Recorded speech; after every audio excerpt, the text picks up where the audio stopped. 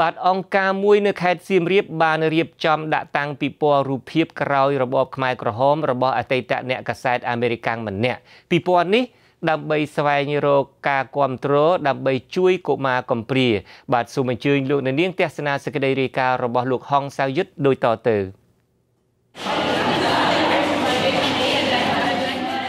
អង្គការកុមារកំព្រាឈ្មោះ Angeli House នៅខេត្តសៀមរាបបានរៀបចំតាំងពិព័រណ៍រូបថតស្ដីពីការរស់ឡើងវិញរបស់ប្រជាពលរដ្ឋខ្មែរនៅក្រោយពេលដែលរបបខ្មែរក្រហមដួលរលំមួយឆ្នាំក្រោយមកជាច្រើនសន្លឹក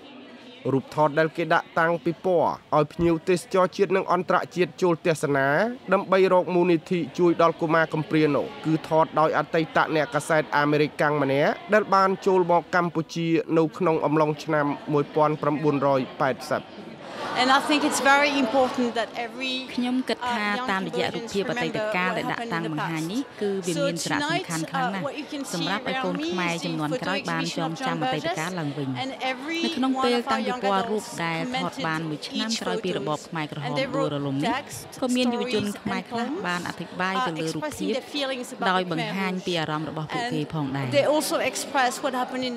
នាយិកាអង្គការកុមារ Angeli House អ្នកស្រីកែស៊ីម៉ូនមានប្រសាសន៍ថាអ្វីត្បិតតែការតាំងពិព័រណ៍រូបថតពេលនេះត្រូវការមូលនិធិខ្លះពីអ្នកចូលទស្សនាដើម្បីយកទៅជួយកុមារកំព្រាក៏ប៉ុន្តែជាគោលបំណងពិតនៃការតាំងពិព័រណ៍គ្រាន់តែចង់បង្ហាញប្រវត្តិសាស្ត្រនៃសង្គ្រាមនៅកម្ពុជាភាពពិបាកវេទនា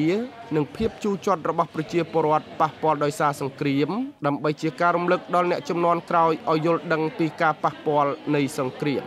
គ្មានអ្នកណាគេចូលចិត្តសង្គ្រាមទេអញ្ចឹងមានន័យថាបើសិនជាសង្គ្រាមនឹងវាកើតមានរួចមកហើយអញ្ចឹងតើពួកគាត់ជាក្មេងចំនួនក្រោយយល់យ៉ាងម៉េចដែរហើយតើគាត់ដែលជាក្មេងចំនួនក្រោយហ្នឹងគួរតែធ្វើខ្លួនរបៀបម៉េចខំដូចជាខំប្រឹងរៀនសូត្រឬមួយក៏កុំបណ្តែតបណ្ដោយទៅតាមស្ថានភាពពីអតីតកាលគឺគាត់ត្រូវតែដើរឆ្ពោះទៅមុខដើម្បីឲ្យប្រទេសជាតិយើងរីកចម្រើនទៅថ្ងៃមុខអញ្ចឹង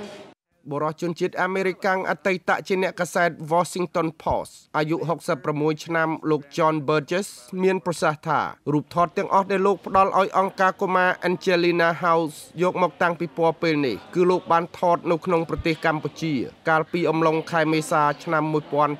1980ពោលគឺនៅក្រោយពេលដែលរបបខ្មែរក្រហមដួលរលំបានមួយឆ្នាំ